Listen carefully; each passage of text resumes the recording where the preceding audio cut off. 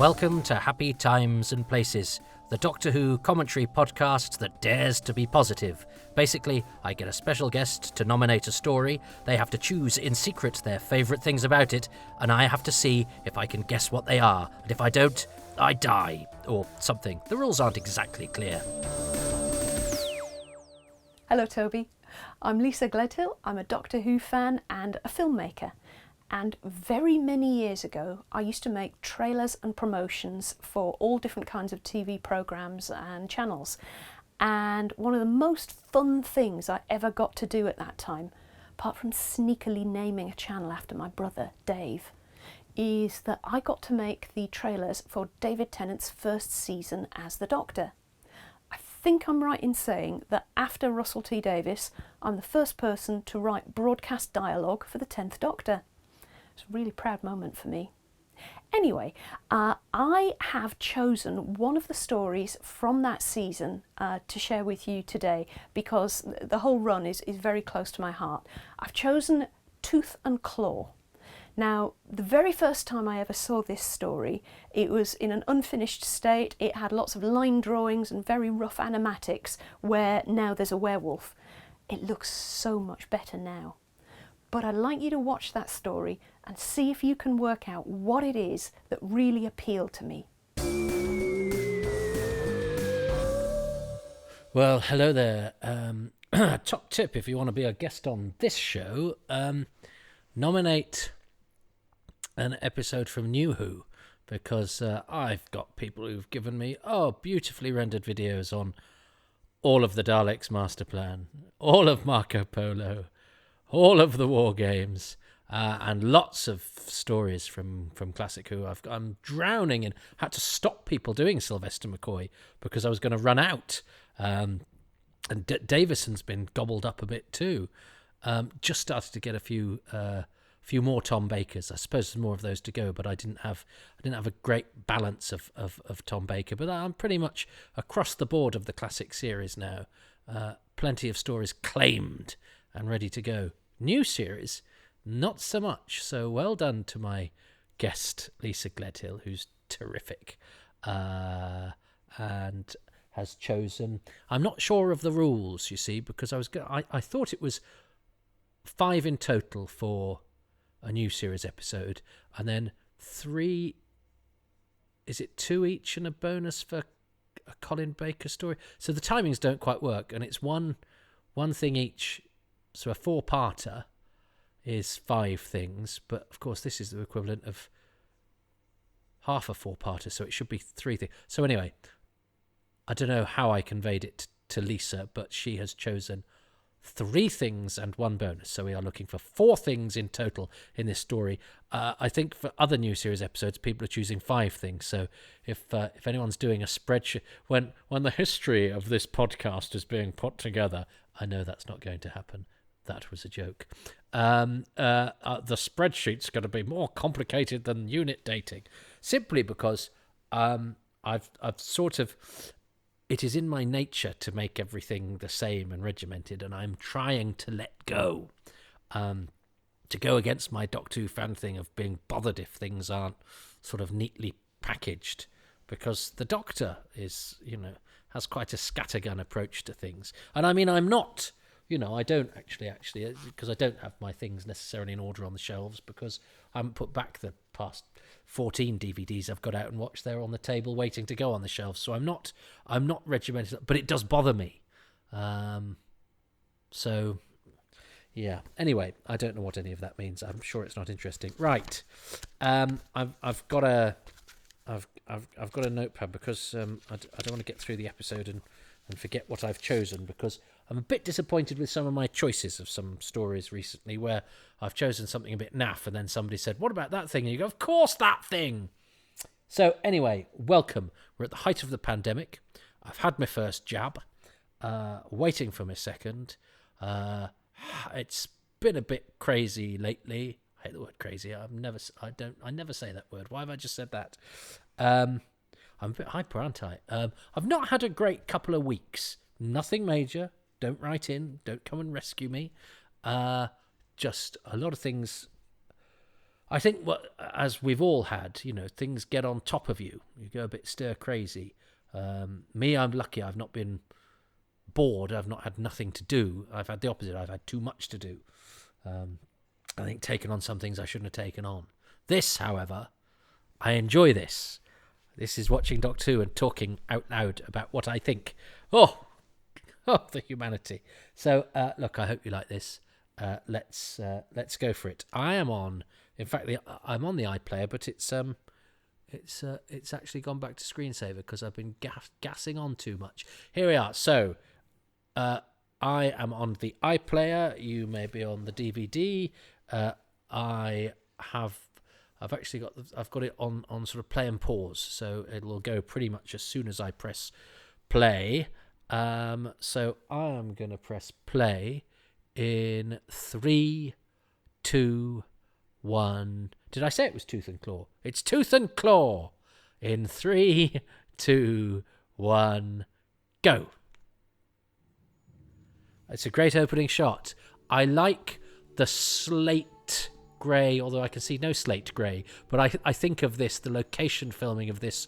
I don't know if it's to do with the treatment or the lighting on the film stock. I think it's the palette of it. There's some slate grey. I love the palette of the colour and of the film work, of the exterior film work. I think it's really good, and I love this opening scene. I think we'd seen a bit of the slow motion monkery, and we'd certainly seen a scene later on. But I think we'd had a little bit on a trailer. But this is brilliantly shot, and I think on the Doctor Who Confidential they showed that this took a day to put together, and it is this is episode 2. The headlines have been grabbed the week before. But look, and those red of those colours, which are reminiscent of actually a BBC ident at the time. And I remember partially thinking, oh, does that take away from it? Because there was a bit of slow motion stuff going on with the BBC ident as well, I think. But of course, no, nobody said anything. Well, I think some people may have said, oh, that was a bit like that, but not in a particularly disparaging way. I think this is an extraordinarily good sequence. It's a headline-grabbing way to start episode 2. Do you know what I mean? You could sort of be thinking, well, we've done the first night. People will be watching for a bit. We've got a few weeks goodwill. This is going no. This series surprises you and does things to you every week. And I like the way it does a little hiss there. Just everything from that. The way it was shot, the colour. The expert stunt work, the slow motion. I think it's a fantastic, one of the best openings to a Doctor Who story you could hope for. And if that's not in my top 4 things, we're in for an enjoyable 45 minutes. And what a great look he has, Ian playing the chief monk. It's a great. The bald pate and his physiognomy really works for that character. I know, because and this is public knowledge because he said it out loud, that Jim Findlay, who plays Mercer in Resurrection of the Daleks, who is also good at he's good at the stick work. He knows what it's called. He auditioned for that part, so he could have been one of that illustrious bevy to go from classic to new Who. But he didn't get it, as we actors often don't. But Jim talks about that, so I'm not betraying a confidence there. I think I don't think many actors don't mind telling you that they were up for something and didn't get it, because it's at least nice to be thought of and considered.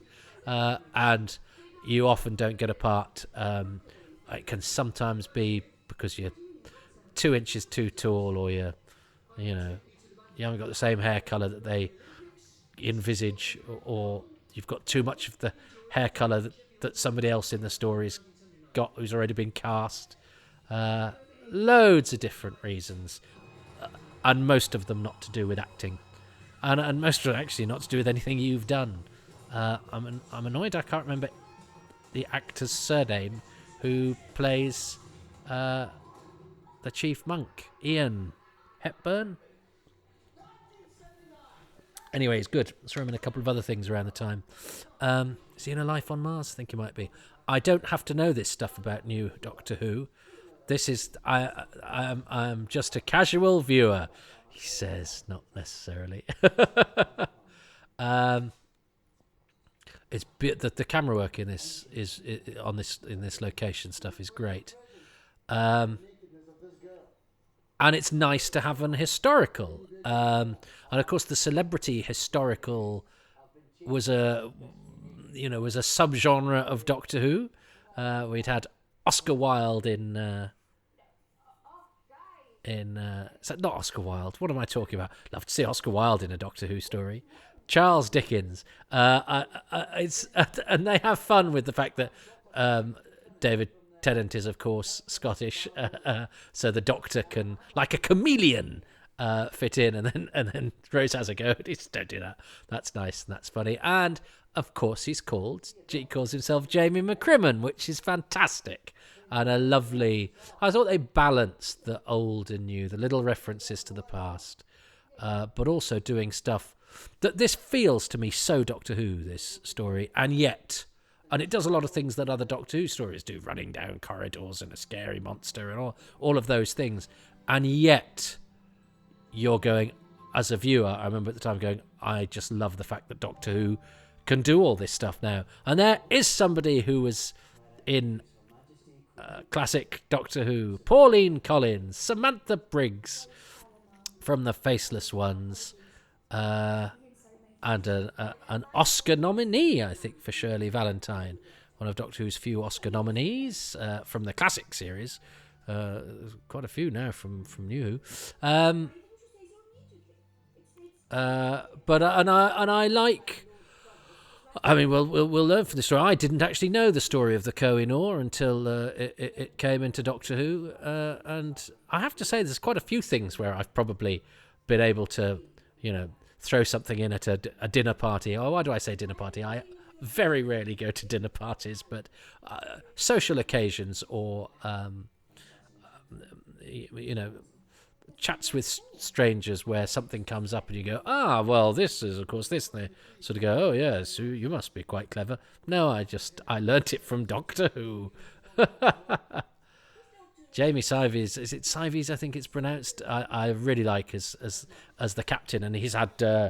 He's done loads of good work then, but this is quite a supporting part. But he's had some great lead roles in stuff of late. But I think even then we're lucky to get him in a relatively modest part. It's still a really good part though, and this is. What I love about Russell T Davies's writing is that there aren't many parts in the whole of this period of Doctor Who that aren't worth turning up to play. He likes actors. You can tell he likes actors. I think there are characters from under later regimes, and this isn't to criticise them. I'm just talking now from an actor's point of view, where you'd be hard if somebody went, oh, that actor from that episode. You'd go, oh, what did he do? And oh, he walked into a room and said two things. I think if you're in a Russell T Davies script, if your job in the script is to walk into a room and say two things, you still get a couple of really memorable things to do.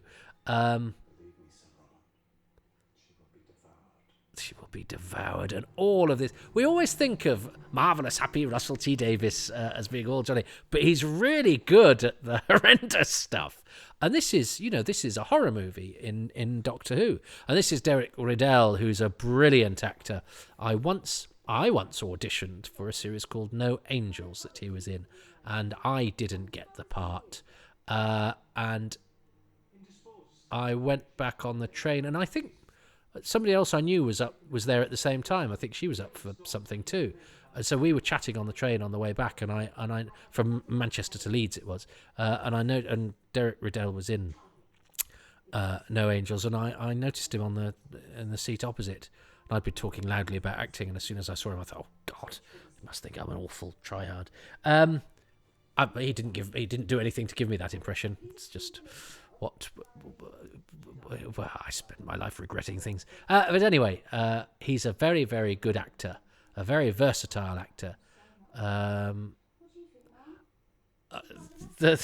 know people who people who were non-fans who at the time say to me, I love the way she kept getting her to say I'm not amused, and it is. Now, do we address the fact that it does slightly tie in with there was a hang on, that's good though, because we've set up a bit of the mystery. I like the way that the captain there is like, no, you don't need to know about that, and Jamie Sivers pitches it very, very well, but we don't know what it is yet, so there's a further mystery on top of what the mystery that we know about that they don't know about, or that they don't even know is a mystery, is that there's a man in a cage below. So there's two. So there's things to pique our interest from different sources. There's this mysterious box that Captain Reynolds is giving such import to, and there's whatever's going on in the dungeon that we've seen from the pre-credits sequence. But are the Doctor and Rose a little bit smug? That was the criticism at the time, wasn't it? I mean, it's difficult. I would prefer to see people enjoying their adventuring, and I think it's because it's a successful show, and because.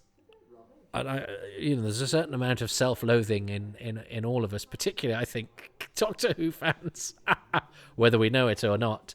But because Doctor, we hadn't got the fact that it wasn't doing well to moan about. So we go, well, it is doing well, but they don't half know it's doing well, don't they? They're full of themselves. So I think sometimes, because I know I've heard or I've read, occasionally people say a similar thing about me, because I perform and because I get up there and I have a sort of, I do a knowing aside. There's one bloke on the internet who's particularly wound up by the fact that I am knowing as if I'm supposed to tell jokes without being aware of it. I don't know. It doesn't float his boat, but reading such stuff is not nice, especially when one is not overburdened with confidence. I know that's doesn't make a massive amount of sense, but it's true. So there's nothing worse with being thought of as smug and full of yourself when the opposite is the case. So I am wary of throwing that accusation at Doctor Who here, because I'm sure the people who were making it weren't sitting there going, aren't we brilliant? They're all working really hard to make a good thing. And when you're making a good thing and you hope it's good and it seems to be riding high, that probably infects the sort of bounce with which you write it and perform it and all of those sorts of things. But doesn't necessarily perhaps misreflects that by seeming more confident than it should. That said, so would I prefer this dynamic to the Doctor and Perry arguing all the time? I think I would, but I also can see why people might find that these two need putting back in their place. But actually, they do get that. The series is the series rents them asunder at the end of this series, and actually shows that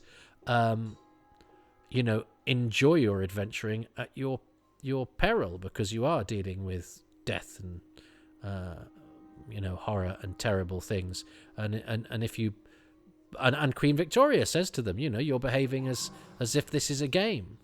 So actually anything that we don't like about their dynamic is deliberately seeded in order to question if they're getting off on all of this stuff.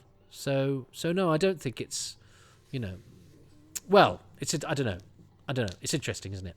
And of course I've seen it through my own lens. Now, I believe Ruthie Milne's birthday was celebrated, wasn't it, during this, when she was making this actress here?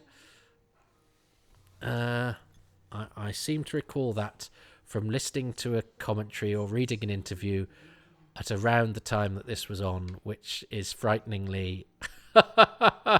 So was it her 18th birthday, which means now she'd be 32? God, I might have got my maths wrong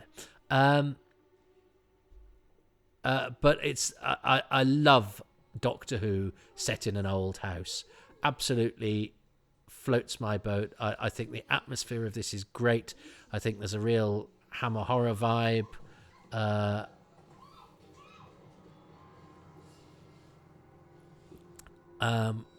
And the plotting is great. You know, the unfolding of the mystery.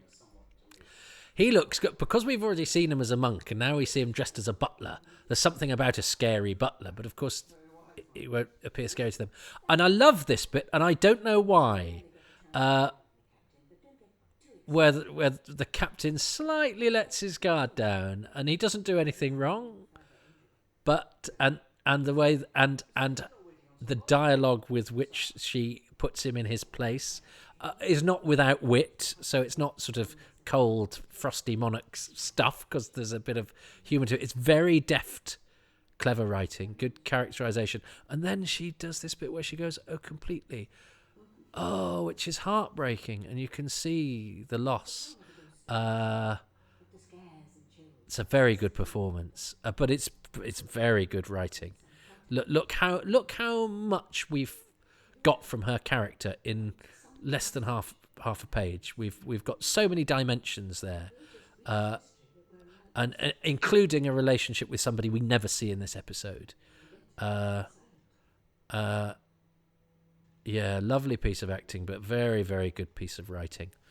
And also, you know, this is round a spooky ghost story dinner table. The story hasn't really let up. I don't think there's really been any sort of moments where there's not this terrible sense of menace, because whilst we're seeing them eat dinner, we know that. I call her Princess Diana, Michelle Duncan's character, because I think Michelle Duncan did play Princess Diana in something else, and you can see it sometimes when she turns her face. You go, "Oh yeah, she's very good casting for Princess Di." Tom Smith playing the monster I saw in Henry VI Part 3 that the Royal Shakespeare Company toured, and it was at Upper Camfield Market here in Manchester, with Jonathan Firth, Colin Firth's brother, playing Henry VI. But Tom Smith was Richard, Duke of Gloucester, who becomes Richard III, and was quite a grimy, seedy, slightly psychotic. It was a good performance, but he played that sort of northern. With a north of England brogue, but he's Scottish, isn't he? And I think David Tennant knew him. I think they'd worked together before, and it's a great image in the sort of cowl in the cage, and this sort of slightly sing-song, lullabied threats. That have the time with the fact that he's this sort of innocent who's been rent for his, but then my cultivation, that's so grim, isn't it? It's a bit like in The Seeds of Doom when we have that idea of succor because you've been feeding him, but yeah, my cultivation, that is grotesque, and he hits it very nicely, and it's great that this is all tied in with the legend, because a legend always just gives something a bit of extra effort. Even if you just make it up, there's a legend around these here parts of a wolf that eats people. It just somehow, it's a connection with the past, and the past is unknowable, the past is untouchable. Everybody involved is dead with the 17th century or whatever. So that makes it somehow spookier because it's a story that's inhabited by ghosts. And that's the thing about a legend. A legend is scary. An oldie worldy cautionary tale is scary because it is by its nature a story written and told by ghosts, and that's why I think a lot of old horror stuff is so. I get a chill just talking about it because it is an act of grave robbing in a way. Look, it's really gruesome. And of course, because it's a werewolf, we can throw in a bit of bad wolf as well, which even some of those can just be sort of vague mentions. It adds to the sum total of bad wolfy things. And that's a great shot with the moon and the house and the misty moors. I can feel the cold, which I really like. And Derek Riddell's giving it all it should. I remember being slightly, because he was, I would say, the most recognisable actor in this after Pauline Collins, and the cast is not done in order of appearance. No, it's not done in order of appearance. But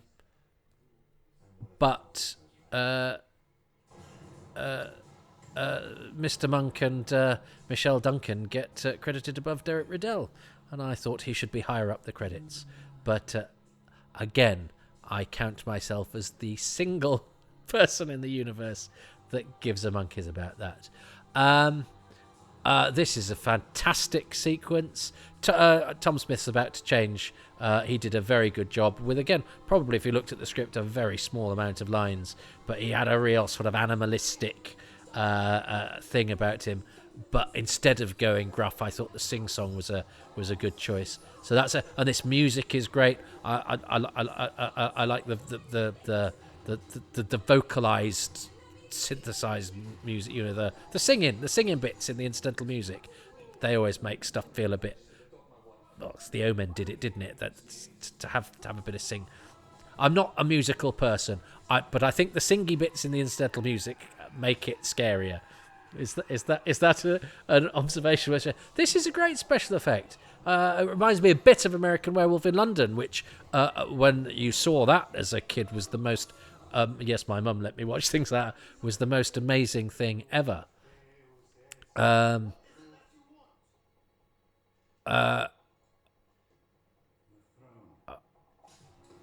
was a bad move, Captain Reynolds. You got a little bit too close with your pistol. I love all this herring down corridors. David Tennant, I have to say, is very good at running down corridors, which I think is important part of the job. It's an excellent werewolf. It's a CGI werewolf, which I remember my friend Peter, who's a film buff, Peter Slater. He won't be watching this. Excellent comic actor. Was not over the moon. He wasn't a great fan of the werewolf. He says you can't do fur with CGI. I remember the next day, because we were doing a show the next day, and I was a bit disappointed with Peter. He lent me Dog Soldiers to make up for it, which is a great film if you've never seen that. Sean Pertwee and Marco from Flesh and Stone. That's a beautiful shot of the wolf and the moon. They really take the iconography of werewolf stories, and they don't shy away from it, and that's absolutely the right thing to do. Is to embrace all of the advantages of a werewolf story. My own werewolf has just walked in, and that's the death of the lead villain. So another reason Derek Riddell should be above him on the credits. So we're how far in? Less than halfway, I would say, and the main villain's gone, which is interesting. But I suppose there's no place for him left in the story, really. I mean, I suppose he could have hung around facilitating things for the werewolf, but actually we don't need him, so move him aside. And he made a great impression in the 15 minutes 20 minutes he was in it for. This is brilliant. I mean, and I think they hold up today. I mean, I can be say that's great. And the fur is good. It's a brilliant creation. And it moves well. And I think a huge ask on a telly budget that the team. Come on, Bernard. Bernard, my werewolf, is here. Come on, Bernard. Come and join Dad. Come on. Good boy. Bernard is a lovely dog. He's a cockapoo. He's looking a bit sorry for himself. I think he wants to join it. He's got that cognitive dissonance that dogs have. Is he wants to be involved, but he doesn't want to be involved. It's like when he comes to you with a ball and he goes, "I want you to take this ball off me. I don't want you to take off me." I love this bit where Ron Donaghy, who's an excellent Scottish actor, gets pulled up into the ceiling like Brian Glover in Alien 3. But also that scene was shown. There was a red button preview, I think, of the forthcoming season of Doctor Who. And that, I think, was the opening scene of it. And it was a really long sequence that I videoed and gorged. And it was another brilliant way that Doctor Who was made exciting, and it was embracing the new red button technology thing to have a bit where, I don't know how I found out it was on. It must have been, somebody must have said or pointed me in that direction. But anyway, this, and I think it was even on a loop, but I videoed it, and I made sure it was on the videotape with the episodes. I was videoing the episodes at this point. I don't think I had a DVD player at this point. Was I video? No, maybe it was. Maybe I had it. Maybe it was that I bought a DVD recorder, I think, for this series. I love you.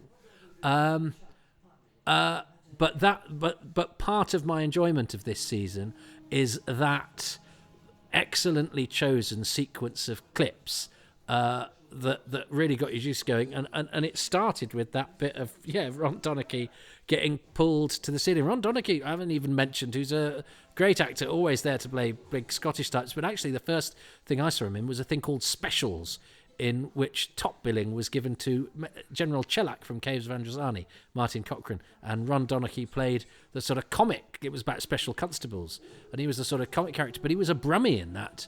But he generally he plays Scotsman, and he is one, and has done fine work as a character actor from north of the border.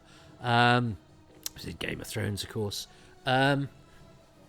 Singing music. Listen, singing music. But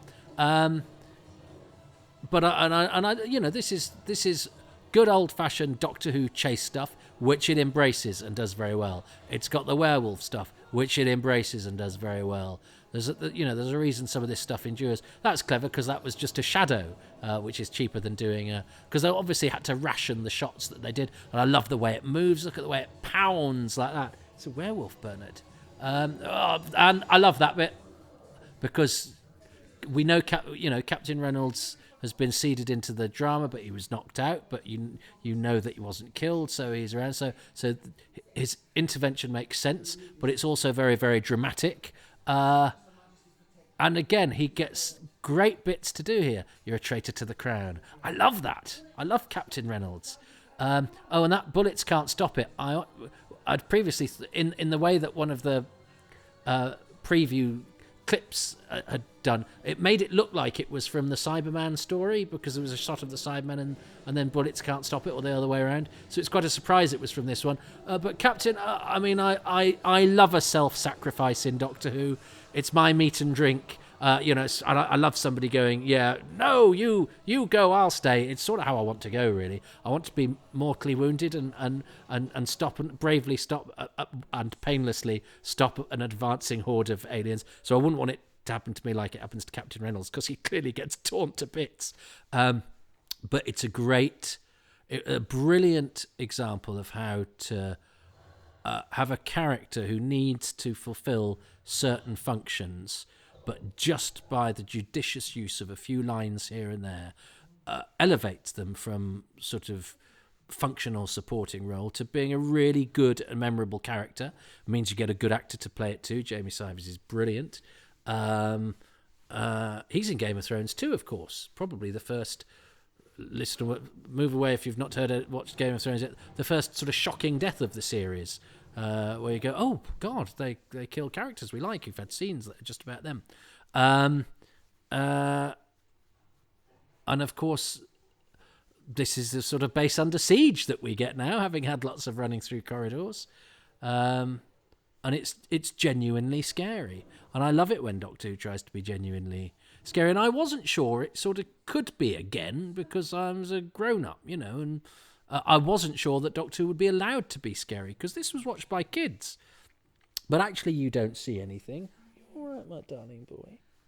Hey, I'm so, for the listeners, I'm so sorry. I have Bernard the dog sitting on me, and his mum's upstairs having a chat with friends, and I think he was feeling a bit neglected, weren't you, Bern? Or perhaps he's not responding well to the representation of his kin in this particular episode of Doctor Who. Doctor Who's generally favourable towards dogs. That's a great line. I thought they would make you happy.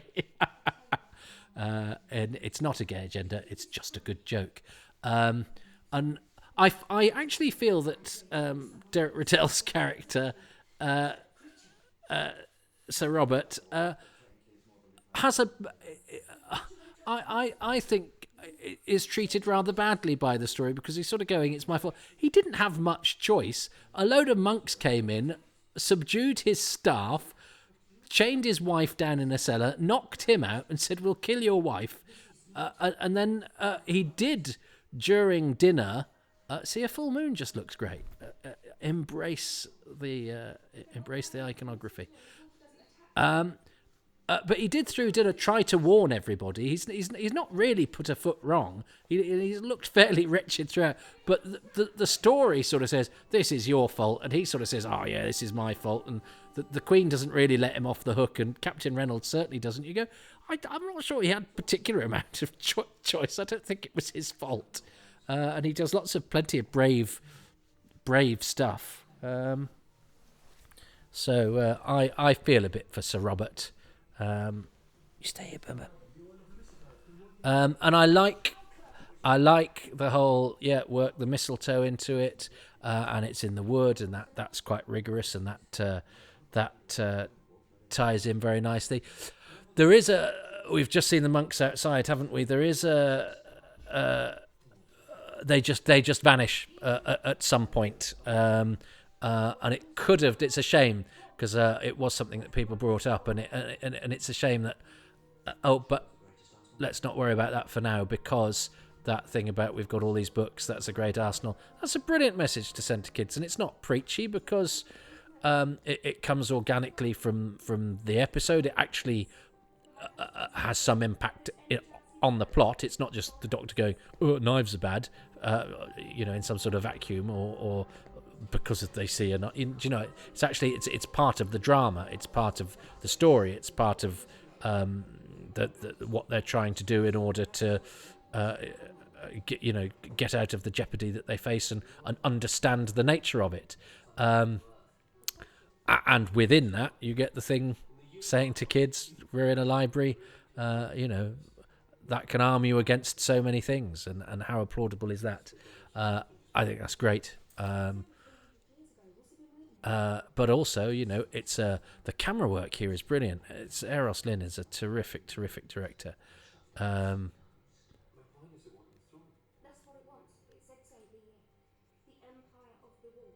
of course, and again, he's got the setting because he wants the celebrity, and because the Kohinoor is part of the plot as well. But actually, he makes he sort of then retcons into it the fact that well it's set here, so this is therefore an important turning point. What the creature wants again is tied in with the historical setting that has been chosen to this story, which is smart. I quite like the contempt that the Queen has for the Doctor, with the "thank you for your opinion." I love the Doctor's glasses. I love my Doctor in glasses. And yes, I didn't know anything about the Kohinoor, and so I was informed, educated, and entertained. I think I'd heard of it. Do you know what I mean? But I didn't really know much about it at all. And the way that it has been tied in with the historical things that we know about it is very clever. And it is a bit like the horrifying rock, isn't it? Which I also like. And there's no accusation of plagiarism there. I just like the fact that it reminds me of a Doctor Who story that I love very much, with the with the light being focused through the diamond. And also the costumes in this are great. Period costumes again. Well, I think they helped to up the horror because they're ancient and fusty, but also I think history juxtaposed with science fiction is always a beguiling mix to me. I like that she's got quite a quick, darting intelligence as well, hasn't she? It's a great performance from Pauline Collins. And there's these quick cuts going around with the doctor's brain working in overtime. I love this aspect of Tennant's Doctor, but I really love the way that was done in a series of cuts, which is, that requires a different setup, and you go, well, we need to do it because it's a choice not only of character, but it also sort of mirrors the mental state. And there was a nice little sort of zoom up there as well. And then this brilliant shot of the werewolf on the roof. And again, there's nothing like a cracking glass, as anyone that's seen that Jurassic Park movie will tell you. Again, brilliant herring down corridor acting. And then I mean, that's essentially a repeat of the moment where Captain Reynolds dived in, but you have a different saviour. But again, they've been seeded into it. We knew they were up to something with the mistletoe, and it gives her a chance to sort of say hello and kiss her husband again. And he again sort of goes, "Look, go away." He's I mean, we know from what happens later that he's clearly already decided he's going to sacrifice himself because he feels guilty, which he shouldn't. What I was saying before, that's quite a long shot there. That must have taken months. I'll buy you time. So again, there's two self-sacrifices, and this sort of, I don't know why. I think it's because I was brought up on war films. Somebody being very brave and everybody doing a sort of bit of unspoken go on then, and it was wise to concentrate on Rose with the camera work as well. To she actually helps sell the import of it there as well. But I'm a sucker for I'm going to die bravely. So look, if ever you find yourself needing some time to be bought by besieging aliens, that's how I'll. If that's the way I go, I'll take it. As long as it doesn't hurt. But again, because you don't see anything, but you hear the tearing and you hear the screaming. Yeah, well,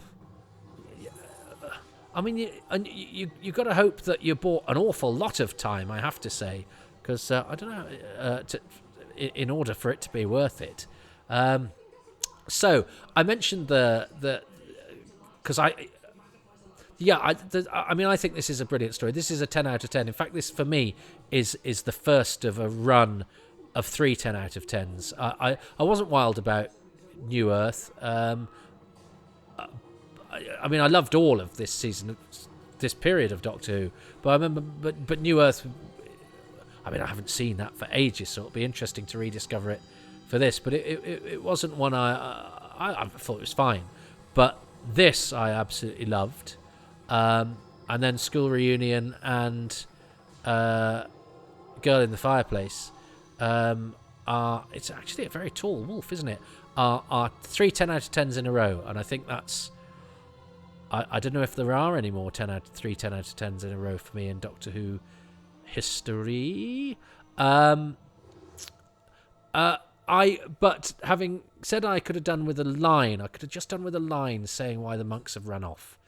I remember Gary Bushell saying, I don't read Gary Bushell as a matter of course, awful TV critic and columnist of views I do not hold about many things, who was very popular at the time. His star has faded, shall we say. But he said, in his TV review, he would have gone for Doctor Who anyway because it would be far too politically correct for him. But I remember him saying, because you get up all the reviews after the show is on, saying why does moonlight kill it? And I know the doctor says you're whatever percent water, you can still drown, but isn't there a line that you could, because the moonlight precedes the metamorphosis from man to beast, so therefore the moonlight does something, and moon is about change and it's about cycles, isn't it? So if the moon is somehow tied in with the shape changing of man to beast, therefore isn't there something to be said about concentrated moonlight speeds up that metamorphosis to an extreme, to the point where it metamorphizes into nothing. It evolves beyond into dust. I think there's something that you could have done a line, I think, saying that yes, concentrating the moonlight sped up the transformation and transformed the beast into death, as it were. Because the moon has already been tied in with changing. That would have explained why moonlight kills the wolf. Having decided that was a really good idea, I spent ages saying it, which would have really held up the story. But I think Russell T Davies is a good enough writer that he could have done it in a line or two, which I think would have just slightly helped the selling of the idea that moonlight is inimical to the werewolf. So you see, I did bring up the Doctor and Rose being smug thing at the beginning, which was talked of a lot at the time, but that's the point of this. And of course it means that she sets up Torchwood, which not only provides us with a spin-off series, which is what this appeared it was doing. Torchwood had been announced at this point, or we knew about it. We didn't realise that Torchwood was going to be the overarching the bad wolf, as it were, of this season, which was quite clever misdirection, because you go, oh yeah, well, Torchwood, that's going to be the thing with Captain Jack, and you go, oh, hang on, no, it seems like such a much more malign thing. So that was quite a neat misdirection. It's a great location as well. This sort of gorsey fields. How do we feel about the royal family being werewolves? I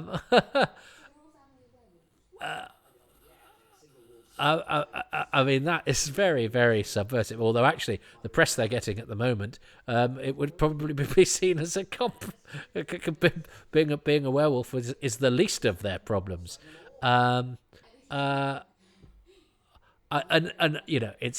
It's vague enough. Are they just mucking about? It's a cheeky little thing. He likes it. It's a bit like It's a Sin, where they have the scene with weeing into Margaret Thatcher's pot of tea. It's like he's very, very naughty and a bit childish, Russell T Davies, and there's nothing wrong with being either of those things. And Doctor Who is quite childish. The character, the Doctor, can be quite childish sometimes. And sometimes I'm thinking of John Pertwee here, and he did say, I like being childish sometimes. Tom Baker said there's no point being grown up if you can't be childish, didn't he?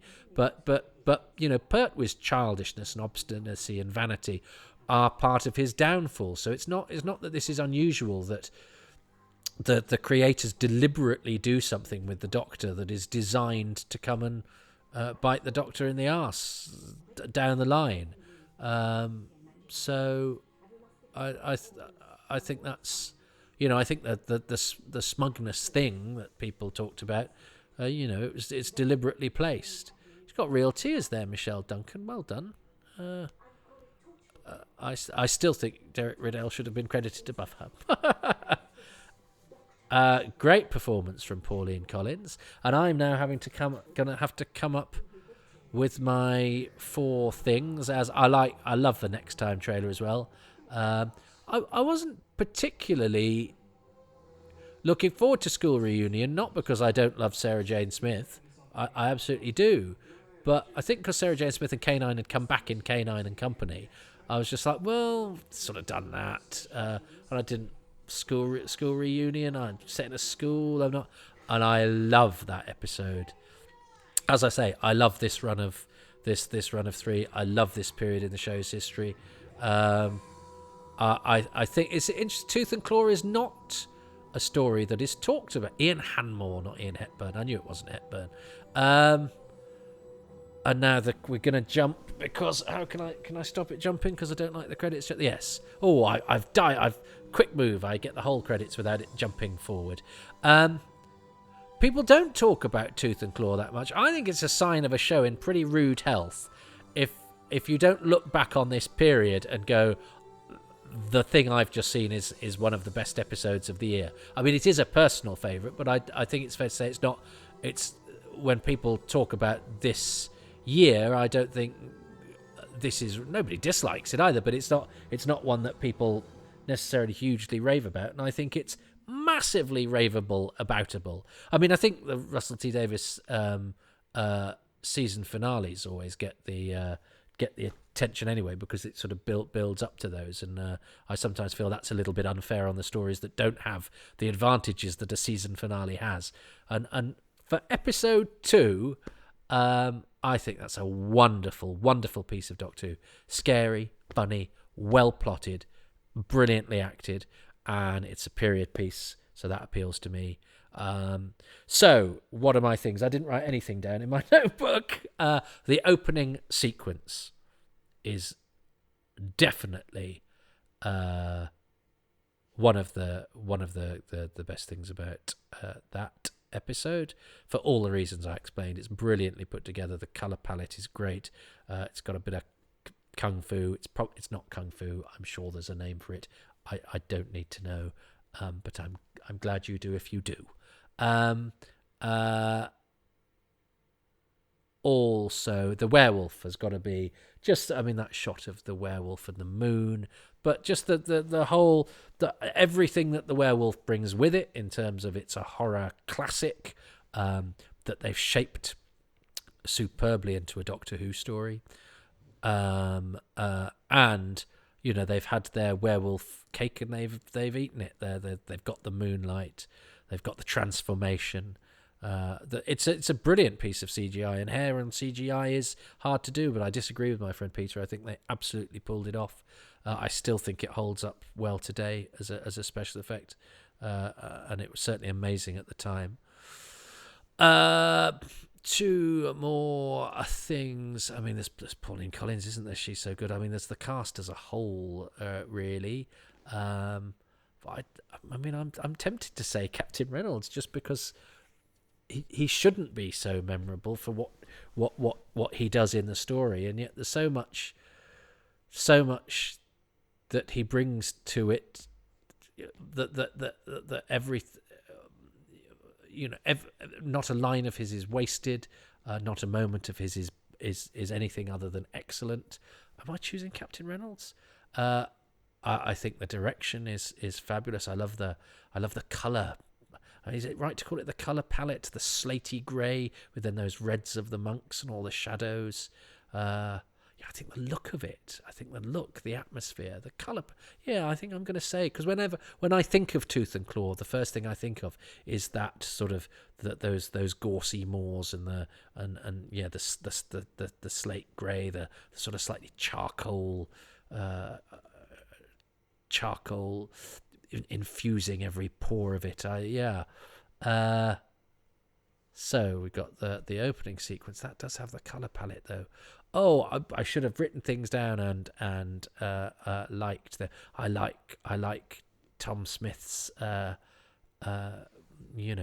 changeling thing. The host. I mean, isn't that great? He's called the host. That's grim. So.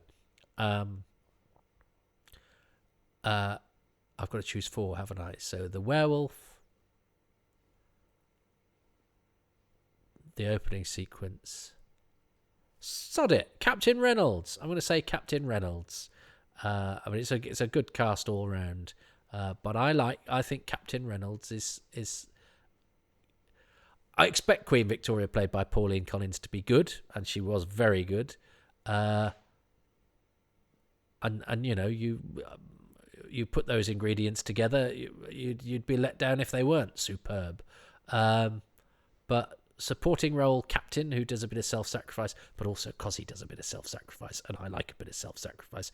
I don't know why. Some people like winsome ladies snogging handsome men in their dramas. I've had Bridgerton has been on in this house a lot. I like people bravely going, I'll hold them off. And Captain Reynolds does that. So, yes, damn it, I'm choosing Captain Reynolds. And I'm going to choose... I think the look of it, the feel of it, the atmosphere, the colour palette, all of that could almost be, say, the direction of Aerosmith. But just the atmosphere and feel of it and the colour, that whole vibe you get from the visual look. Well, of course, it's a look if it's visual. But she won't have chosen that. I can barely say it, so she won't have chosen that. But I'm scared that I'm going to start boring even myself. So heaven knows what's happened to you guys. Opening scene, werewolf, Captain Reynolds, the look, the feel, the atmosphere, the direction, that thing. What has the wonderful... now she's... And I suppose the fact that it's historical comes into the look of it as well. Now, she is an historian, so she's probably chosen all that sort of thing. Number 1 from Lisa Gledhill. What's she chosen? Oh, she's got a Dalek t-shirt on. My first favourite thing about Tooth and Claw is David Tennant's Scottish accent. Now, he's a versatile actor. He can do lots of different kinds of accent, lots of different tones of voice, and he does them all very well. But there's just something really appealing to me about his native, natural tones. And I think it's a shame he wasn't able to use that more frequently in Doctor Who. There was never a problem with Peter Capaldi or with Sylvester McCoy sounding Scottish, so why not David Tennant? After all, I've heard lots of planets have a Scotland. That's a good point, actually, isn't it? That Capaldi did use his Scottish accent and David Tennant did not. We should ask them about whether they were... I've never asked the question. I've never seen the question asked. Was it ever considered that he would use a Scottish accent? I suppose one series in... Interesting. And I wonder if now we've made the progress where that's... So I have to say, I do expect my doctor to... I don't now, but, at the time, I think I expected my doctor to be, pretty RP, but that's because loads of characters on telly were RP, and it's as much about as what's culturally instilled into you. And then, of course, makes no difference. And people go, well, why has he got a Scottish accent if he's an alien? Well, why has he got an RP accent if he's an alien? It's only because we're used to our theatre and getting less so now, of course, our theatre and our television, where, actors in the old days had to speak RP. You went to drama school to lose your accent. So it's amazing how, our mores change and our references change, and how things that seemed unthinkable now seem acceptable, and things that you look back on and going, why was that ever unthinkable? It's progress and evolution and all sorts of interesting things like that. My second favourite thing about this story is Kung Fu monks. Come on, Kung Fu monks! I do like a martial arts film. And at around about the time this story came out, it was sort of the era of Crouching Tiger, Hidden Dragon, and all that wire work that was going down really well in Hollywood. So it felt like Doctor Who was up there punching at the same weight as the big boys. It felt really special. And I'm a classic Who fan, and back in the day, we never really got anything like this. John Pertwee shouting "Hi!" or Alan Chuntz waving some nunchucks around just didn't come close to this. No, and I think I get a point for that, because that is pretty much the opening sequence. And also, I think Lisa gets a bonus point for using the sentence, Alan Chuntz with nunchucks. Thank you, Lisa. And that shows great knowledge and expert syllable wrangling. And she's quite right. And I'm not a fan of Kung Fu films. I've seen a couple of Jackie Chan films and admired their the dexterity and skill involved, and was surprised at actually how funny they were. But it's only because I was at my friend John's house and he's a film buff. But I loved seeing it so well. I like seeing things that aren't necessarily my thing in Doctor Who done well, because I always feel slightly honoured to have somebody else's thing in my thing, because it suddenly means it confers cooler people upon it. If you're self-loathing when things that you don't like are in a thing, you like them because yeah. Anyway, what has Lisa done? So I think we're even Stevens at the moment. Let's have number 3. The third thing I like about Tooth and Claw is that scene in the cellar between Rose and the werewolf, where he talks about sensing the wolf in her. It's a really interesting moment. It's not a very long scene, it's only a few short lines, but it packs so much meaning in. It gives us some depth and some nuance to the monster in this story. And it also lets us know that this isn't the kind of show that's just going to hit the reset button every episode. Past events have consequences. And to be able to do that in such a brief space, it really demonstrates something I think we're a little bit prone to forgetting, which is what a brilliant writer Russell T Davies is, and how lucky we are to have him in our gang. Yeah, I mean, it can't be said often enough. He's an amazing writer. And I think what we do forget is, because we know that Doctor Who... I've just seen a screensaver on my... whatever it is this is. Is it what is it? It's a thing on the telly that has screensavers. One of them just looked exactly like the opening shot of Pyramids of Mars. I see patterns everywhere. What is it that I'm watching? Is it Netflix? No, it's a thing that has... Is it a Fire Stick? Anyway, doesn't matter. But it just looked like... Anyway, Russell T Davies, we know he does the social commentary, all the stuff that that is sort of the extra value stuff of Doctor Who, the social commentary, the satire, the jokes, the playing with form, the undermining the po-facedness, all that sort of slightly anarchisty stuff that Doctor Who does so well, that we sort of say, well, it's not just science fiction show, it's not just a horror story, it's got all these extra dimensions that make it special. But it has to be a good science fiction show and a good horror story first. And I think because we celebrate how clever Russell is and how good he is at character as well, and the emotional stuff, which is less familiar to us in Doctor Who from classic Who, I think we sometimes do not acknowledge the fact that Tooth and Claw is a bloody good, scary episode of science fiction / horror adventure. Aside from the fact that it's got all those wonderful flourishes of Russell T Davies' character and jokes and emotion, it's a damn good episode of pure, exciting, running down corridors away from monsters with self-sacrifice and horror and terror, and a man getting pulled up through the ceiling. Doctor Who. Extra thing.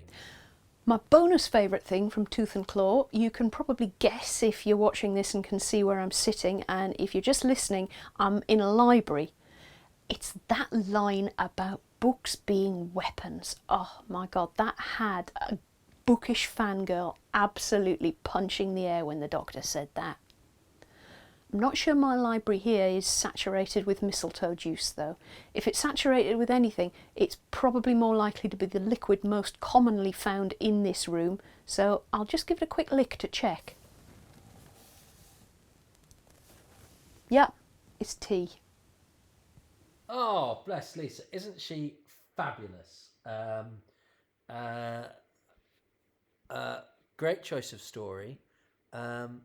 She's actually chosen some other ones, so we will be hearing from Lisa again. And I love those videos that she did. Let's find out a little bit more about it, because she's done her her outro thing as well. Did the books line? Why didn't I choose the books line? What did I choose?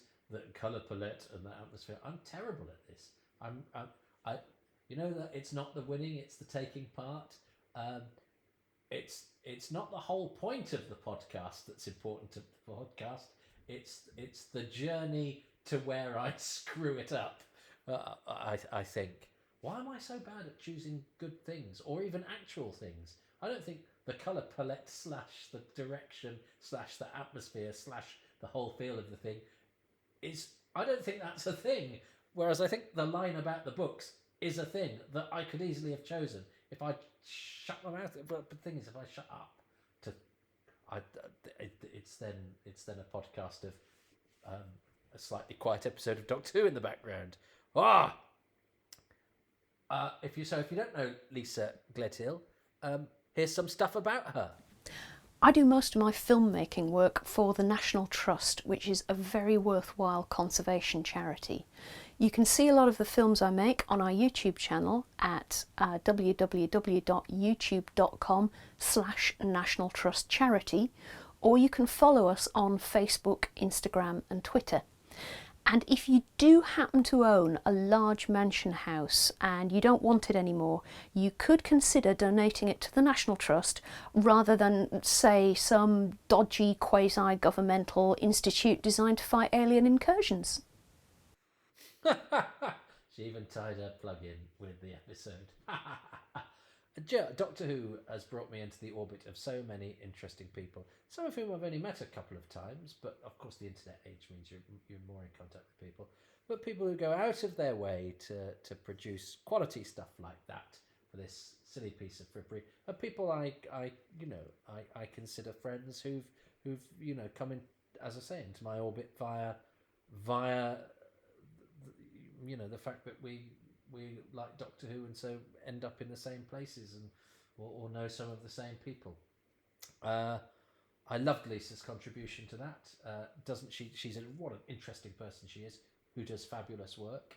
And what a backstory. I mean, from that introduction, which I didn't refer to at the top, the introduction to this episode is her telling us an interesting fact about her involvement in the series itself, which I don't think I knew that particular... when she said she was doing Tooth and Claw, I don't think I knew that particular fact about her involvement. So great.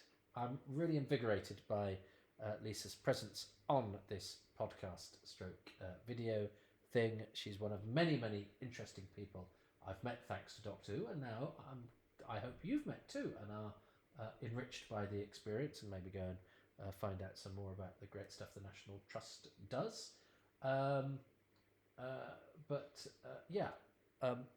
Despite the fact it was a house with a werewolf and lots of death in it, it has taken me to a happy time and a happy place. And hopefully they'll put a blue plaque on it to ensure that it isn't bulldozed in the future. Thanks very much for listening. I hope you're very well in this time of plague. See you next time. Ta-ta. Well, thanks a lot for listening to this podcast, Happy Times and Places, which is presented by me, Toby Hadoke. My special guest nominating Tooth and Claw was Lisa Gledhill.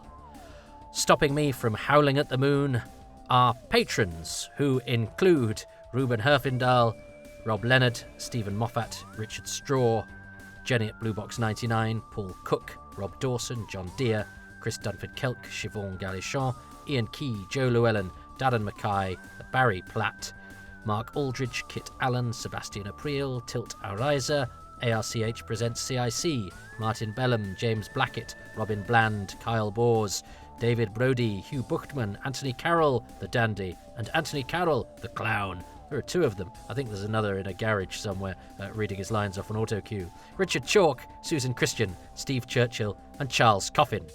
The music for this podcast is by Dave Gates. And check out the artwork that adorns the podcast. The logos are done by a young man called Dylan Patterson, and the thumbnails for the YouTube videos are done by Gav Rymil, who's a very generous and decent fellow who very kindly gives gives his time to this frippery.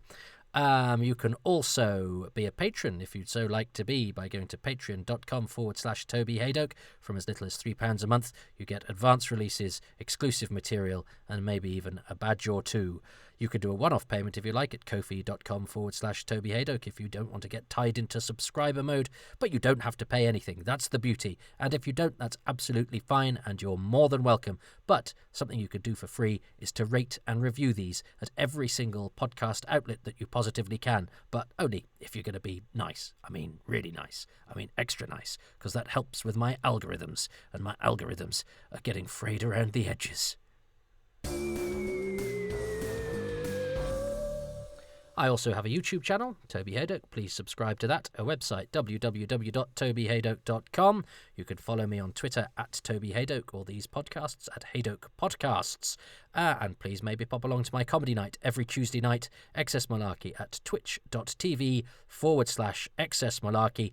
It's an online version of my long-running live comedy show, which since lockdown has retreated to the internet, but extended its reach worldwide. I present 4 special guests from the comedy circuit from all over the world for your delight and delectation for absolutely nothing, although we do, again, take donations. That's Excess Malarkey Comedy Club, online every Tuesday, 8 p.m. GMT.